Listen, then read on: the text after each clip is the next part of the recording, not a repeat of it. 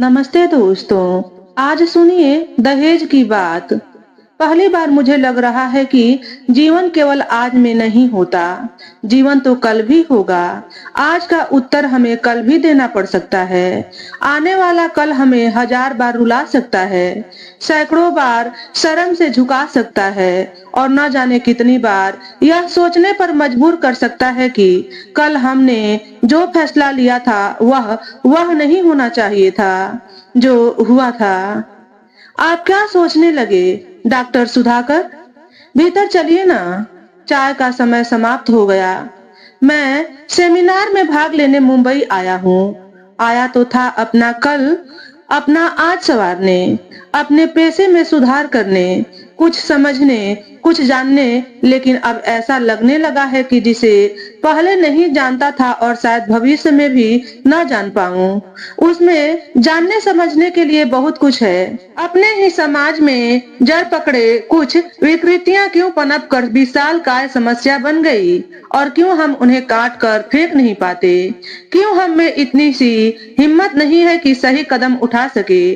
कुछ अनुचित जो हमारी जीवन गति में रुकावट डालता है, उसे हम क्यों अपने जीवन से निकाल नहीं पाते?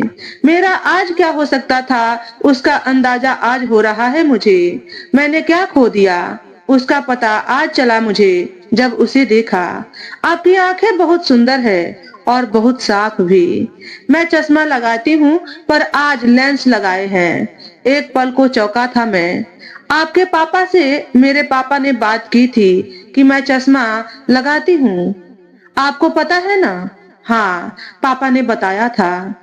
याद आया था मुझे। मुस्कुरा दी थी वह, मानो चैन की सांस आई हो उसे। अच्छी लगी थी वह मुझे। महीने भर हमारी सगाई की बात चली थी। तस्वीरों का आदान प्रदान हो चुका था, जिस कारण वह अपनी अपनी सी भी लगने लगी थी। डॉक्टरी के पेशे में एक चीज बहुत जरूरी है, और वह है हमारी अपनी अंतरात्मा के प्रति जवाबदेही। ऐसी ही तो मानसिकता पसंद थी मुझे। सोच रहा था कि जीवन साथी के रूप में मेरे ही पेशे की कोई मेधावी डॉक्टर साथ हो तो मैं जीवन में तरक्की कर सकता हूँ। एक दिन मेरे पिताजी ने अखबार में शादी का विज्ञापन देखा तो झट से फोन कर दिया था। दूरी बहुत थी हमारे और उसके शहर में। हम कानपुर के थे और वह जम्मू की। पिताजी ने फोन करने के बाद मुझे बताया था कि उन्होंने अपना फोन नंबर दे दिया है। शाम को लड़की के पापा आएंगे तो अपना पता देंगे, ऐसा उत्तर उसकी माँ ने दिया था। बात चल पड़ी थी, बस आड़े थी तो जाति की सभ्यता और दहेज को लेकर हमारी खुल्लम खुल्ला बातें। महीने भर में हमारे बीच कई बार विचारों का आदान प्रदान हुआ था।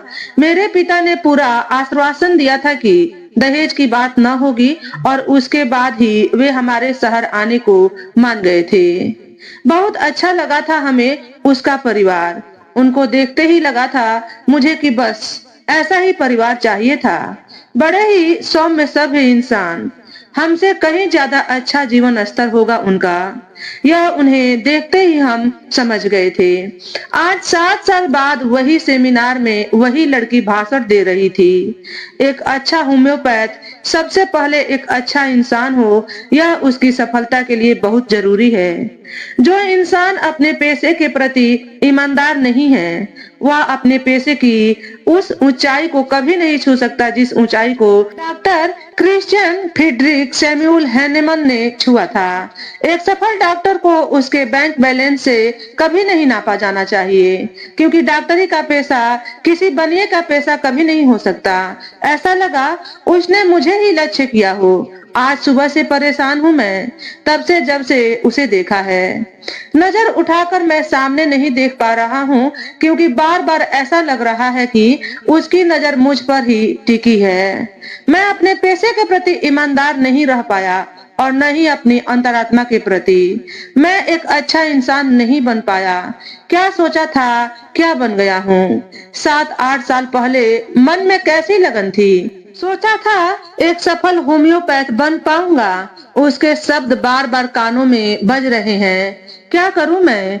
इंसान को जीवन में बार बार ऐसा मौका नहीं मिलता कि वह अपनी भूल का सुधार कर पाए। मेरी जेब में पड़ा मोबाइल बज उठा। मैं बाहर चला आया।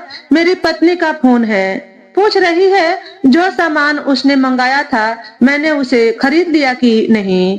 एक ऐसी औरत मेरे गले में बंध चुकी है जिसे मैंने कभी पसंद नहीं किया और जिसे मेरा पैसा कभी समझ में नहीं आया। वास्तव में आज मैं केवल बनिया हूँ, एक डॉक्टर नहीं। कैसे डॉक्टर हो तुम?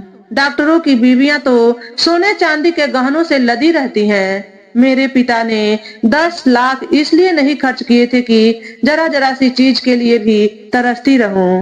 कभी कभार वह प्यार भरी झिड़की देकर कहती, सच है यह, उसके पिता ने 10 लाख रुपए मेरे पिता की हथेली पर रखकर एक तरह से मुझे खरीद लिया था।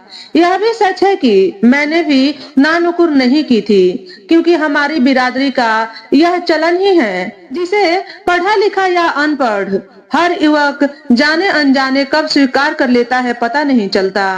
हमारे घरों की लड़कियां बचपन से लेन देन की यह भाषा सुनती बोलती जवान होती है, जिस वजह से उनके संस्कार वैसे ही ढल जाते हैं।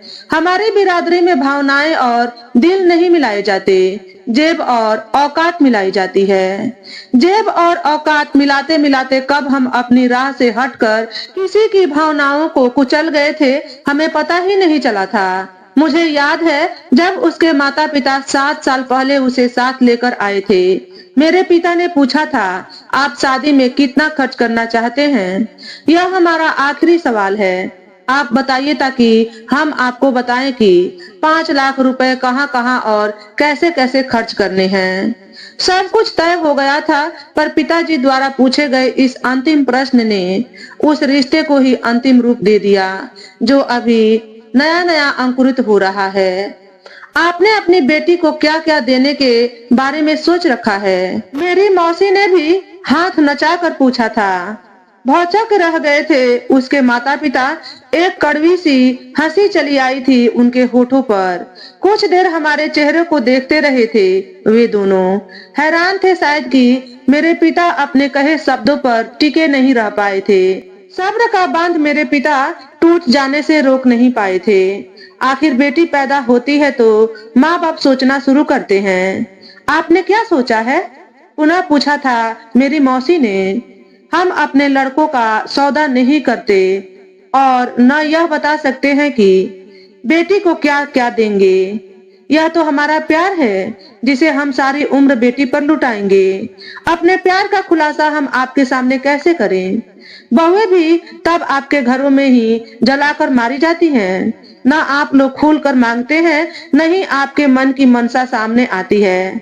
हमारी बिरादरी में तो सब बातें पहले ही खोल ली जाती है। बेटी के बाप की हिम्मत होगी तो माथा जोड़े, नहीं तो रास्ता नापे। मौसी ने फिर अपना अखड़पन दर्शाया था। अवाक रह गए थे उसके माता पिता। मेरे पिता कोशिश कर रहे थे सब संभालने की। किसी तरह खिसियाकर बोले थे, बहन जी ने फोन पर बताया था ना, 5 लाख तक आप खर्च। अपनी इच्छा से हम 50 लाख भी खर्च कर सकते हैं।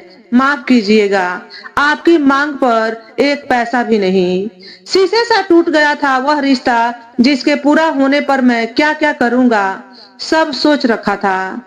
मेरे क्लिनिक में उसकी कुर्सी कहाँ होगी और मेरी कहाँ। कुछ नहीं कर पाया था मैं। पिता के आगे जबान खोल ही न पाया था। शायद यह हमारी कल्पना से भी परे था कि वह लोग इतनी लंबी चौड़ी प्रक्रिया के बाद इनकार भी कर सकते हैं। हमारा व्यवहार इतना अशोभनीय था कि कम से कम उसका क्षोभ मुझे सदा रहा। अपनी मुंहफट मौसी का व्यवहार भी सालता रहता है मुझे। क्या जरूरत थी उन्हें ऐसा बोलने की? उसके पिता कुछ देर चुप रहे, फिर बोले थे, आपका एक ही बेटा है? अच्छा होगा आप अपनी बिरादरी में ही कहीं कोई योग्य रिश्ता देखें। मुझे नहीं लगता हमारी बच्ची आपके साथ निभा पाएगी। देखिए साहब, हम तो शुरू से ही आपसे कह रहे थे कि आपके और हमारे रिवाजों में जमीन आसमान का अंतर है। तब आपने कहा था आपको डॉक्टर बहू चाहिए, और अब हम देख रहे हैं कि आपकी नजर हमारी बेटी पर कम, हमारी जेब पर ज्यादा है। हमारी बिरादरी में लड़के वाला मुंह फाड़ कर मांगता नहीं है। लड़की वाला अपनी यथाशक्ति सदा ज्यादा ही करने का प्रयास करता है, क्योंकि अपनी बच्ची के लिए कोई कमी नहीं करता। शर्म का एक पर्दा हमेशा लड़के वाले और लड़की वालों में रहता है, यह भी सच है। बहुएं जलकर मर जाती हैं, उनमें भी दहेज के मसले इतने ज्यादा नहीं होते जितने दिखाने का आजकल फैशन हो गया है। मुझे आज भी अपनी माँ का चेहरा याद है, जो इस तरह मना करने पर उतर गया था। हालात इतनी सीधी सादी चाल चल रहे थे कि अचानक पलट जाने की किसी को आशंका न थी। मुझे कोई मजबूरी तो है नहीं जो अपनी बच्ची इतनी दूर ब्याह कर सदा के लिए सूली पर चढ़ जाऊं। अच्छे लोगों की तलाश में हम इतनी दूर आए थे, वह भी बार बार आप लोगों के बुलाने पर, वरना ऐसा भी नहीं है कि हमारी अपनी बिरादरी में लड़के नहीं हैं। क्षमा कीजिएगा, हमें लाख हाथ पैर जोड़े थे तब मेरे पिता ने कितना आश्वासन दिया था कि हम कभी दहेज के बारे में बात नहीं करेंगे, लेकिन बात निकल गई थी हाथ से। आज मैं जब सेमिनार में चला आया हूँ तो कुछ सीखा कब। पूरा समय अपना ही कल और आज बांचता रहा हूँ। 3 दिन में न जाने कितनी बार मेरा उससे आमना सामना हुआ, लेकिन मेरी हिम्मत ही नहीं हुई उससे बात करने की। तीसरा दिन आखिरी दिन था। उसने मुझे फोन किया, कहा समय हो तो साथ बैठकर एक प्याला चाय पी लें। उसके सामने बैठा तो ऐसा लगा जैसे 7-8 साल पीछे लौट गया हूँ, जब पहली बार मिलने पर अपने पेशे के बारे में क्या क्या बातें की थी हमने। कैसे हैं आप डॉक्टर सुधाकर? आत्मविश्वास उसका आज भी वैसा ही है, जिससे मैं प्रभावित हुए बिना रह न पाया था। आप मुझसे बात करना चाहते हैं ना? उसके इस प्रश्न पर मैं अवाक रह गया। मुझे तो याद नहीं मैंने कोई एक भी प्रयास ऐसा किया था। कर ही नहीं पाया था ना। एक अच्छा डॉक्टर वह होता है जो सामने वाले के हाव भाव देखकर ही उसकी दवा क्या होगी उसका पता लगा ले। नजर भी तेज होनी चाहिए। चुप रहा मैं, क्या पूछता। आप बिना वजह अपने आप को कसूरवार क्यों मान रहे हैं डॉक्टर सुधाकर? उसने कहा, नियम यह है कि बिना जरूरत इंसान को दवा न दी जाए।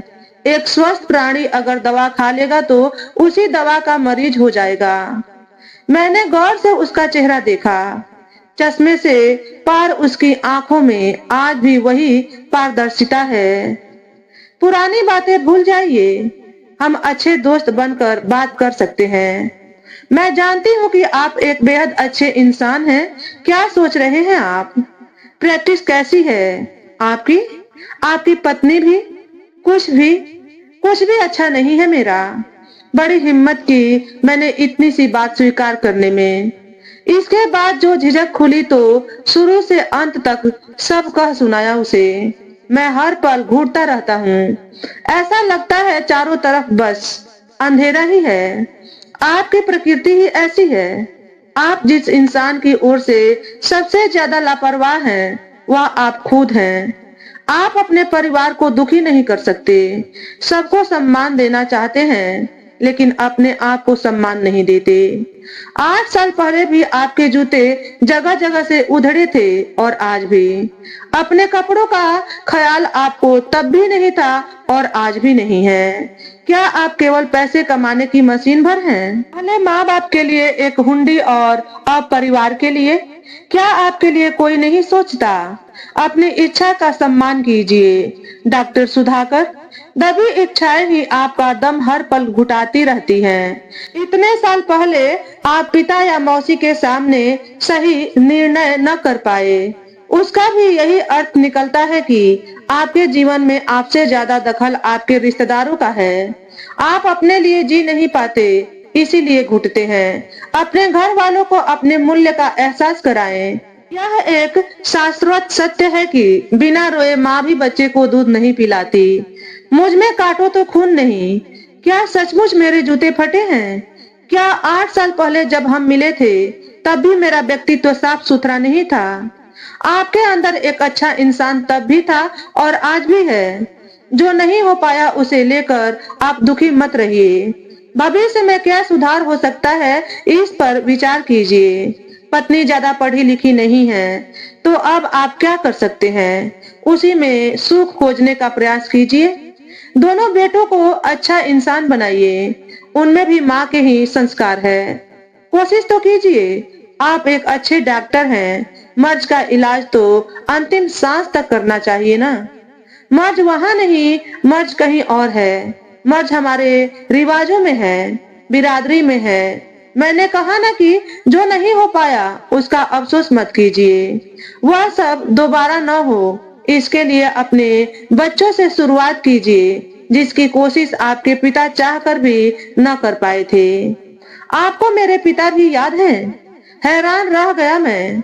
मुझे याद है मेरे पिता ने तो इनसे बात भी कोई ज्यादा नहीं की थी।